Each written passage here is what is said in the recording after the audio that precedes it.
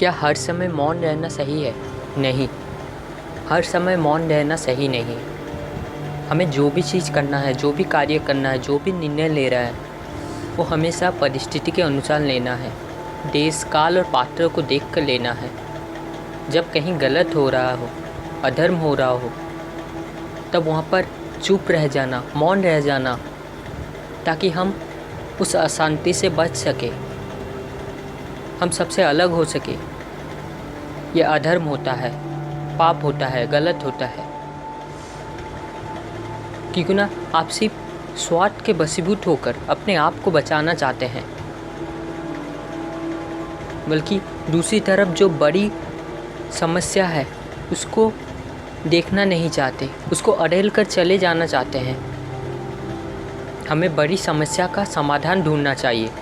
जहाँ भी गलत हो रहा हो, चाहे वो किसी के द्वारा भी किए जा रहा हो, वो बंधु संबंधी, गुरु, पिता, मित्र, माता, पुत्री, संतान आदि इत्यादि, चाहे कोई भी हो, अगर वो अधर्म के साथ खड़े हैं तो उनके खिलाफ आवाज़ उठाना ही धर्म होता है, न्याय होता है। अन्याय के साथ लड़ना पड़ता है। और वास्तव में ये संसार संघर्ष है। जीवन का दूसरा नाम ही संघर्ष है। क्यों ना ये संसार दुखालयम है, और ये संसार इसीलिए दुखालयम है क्योंकि ना इसमें जो भी निकृष्ट चीज़ें हैं, जो भी निम्न तल की चीज़ें हैं, निम्न तल के वस्तु है, वो स्वतः ही हमारे पास आ जाती है, हमारे सामने दिखाई देने लगती है। परंतु उच्च चीज़ें के लिए, उत्कृष्ट जीवन हेतु, उच्च विचार हेतु हमें प्रयास करना पड़ता है, उसके लिए परिश्रम करना पड़ता है, पुरुषार्थ करना पड़ता है। और इसीलिए हमें ये दुखालयम के जैसा प्रतीत होता है।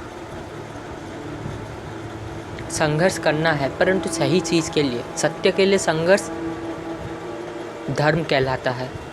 परंतु जो चीज़ आपको माया की ओर ढकेले, असत्य की ओर लेके जाए, वो गलत होता है। उसमें संघर्ष करने का कोई फ़ायदा नहीं होता, वो निरर्थक होता है। एक अर्थपूर्ण जीवन जियो, जिस जीवन का कोई उद्देश्य हो, और वो उद्देश्य भी कोई भौतिकी उद्देश्य नहीं हो, ऊंचा उद्देश्य हो। हम शरीर नहीं, हम शरीर को धारण किया है हमें हमारे वास्तविक उद्देश्य तक पहुंचाने के लिए। हम आत्मा है, हम स्वच्छंद है। और जब हम स्वच्छंद है तो हमारा प्रकृति है मुक्त होना, किसी के गुलाम नहीं रहना। तो इसीलिए ये शरीर भी हमारे लिए बंधन है, और मुक्ति ही परम साध्य है, परम लक्ष्य है, परम उद्देश्य है। परंतु जब तक शरीर है, जब तक आप प्राकृतिक स्तर से जी रहे हैं, आप प्रकृति के गुलाम हैं। हमेशा आत्मज्ञान अर्जित करते रहिए, जिसे आत्मज्ञान हो जाता है, जिसे आत्मबोध हो जाता है, उसका जीवन हमेशा उत्कृष्ट ही होता है, कभी निकृष्ट नहीं होता। उस सब में अपने आप को दर्शन करता है, तथा सबको ही अपना समझने लगता है। वो इस संसार को अपने घर के समान समझकर उसको सुरक्षित करने लगता है, उसके लिए विचार करता है। वो भेदभाव का नहीं, एकता का संदेश देता है। उसका जीवन एक सार्थक जीवन कहलाता है। हो सके वो सफल ना हो, परंतु जीवन अवश्य सार्थक होता है। उसके मन में हमेशा संतोष भरा रहता है। वास्तव में एक संतोष भरा जीवन ही सार्थक जीवन होता है। और जहाँ सार्थकता और संतोष का मेल हो, उसी को वास्तव में सफलता कहते हैं। वास्तविक सफलता वो है जो हमारे जीवन में संतोष लाए। उस सफलता का क्या मोल, जो हमें कुछ काल तक, कुछ क्षण तक, कुछ समय तक आनंदित तो करके रखता है, सुखी करके रखता है, फिर कुछ समय बाद हम फिर से दुखी होने लगते हैं।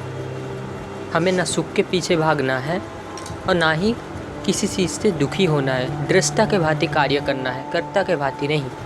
क्योंकि ना जो ही कर्ता होता है उसे कर्म का फल लगता है, परंतु जो दृष्टा के भांति कार्य करता है उसे कभी कर्म का फल नहीं लगता। और दृष्टा के भांति एक श्रेष्ठ मनुष्य ही कार्य कर सकता है। क्योंकि ना एक सामान्य इंसान, एक साधारण मानव में इतना बुद्धि, इतना विवेक नहीं कि वो दो दृष्टा के भांति कार्य करे। वो हर काम में लिप्त हो जाता है, इसीलिए वो कर्म का बंधन में फंस जाता है, उसे सुख दुख का परिणाम भी भोगना पड़ता है। परंतु जो श्रेष्ठ मनुष्य होते हैं उनका कर्म मुक्ति की ओर जाता है, मोक्ष की ओर जाता है। उनका कर्म कभी भी बंधन नहीं बनता तथा उनका जीवन धर्म का संदेश होता है। तो अंततः मैं यही कहूँगा दोस्तों, जहाँ भी गलत हो रहा है, अन्याय हो रहा है, अत्याचार हो रहा है, अपने प्राणों की परवाह ना किए हुए, स्वार्थ को आगे ना बैठाकर परमात्मा के उद्देश्य के लिए, सबके हित के लिए गलत के साथ भिड़ जाओ, उसके खिलाफ आवाज़ उठाओ, चाहे उसके लिए आपका प्राण ही क्यों ना बलिदान करना पड़े। धर्म के राह पर प्राण का बलिदान सबसे श्रेष्ठ होता है और धर्म के लिए जो मरता है वास्तव में वो एक श्रेष्ठ मनुष्य होता है। इसीलिए गलत का कभी भी सहायता मत करो, गलत को कभी भी आपका सहयोग मत दो।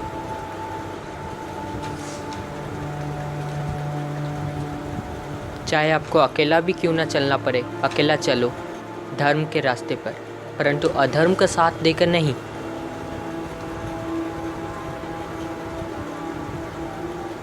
अतः बुद्धिपूर्वक, विवेकपूर्वक मौन का उपयोग करो।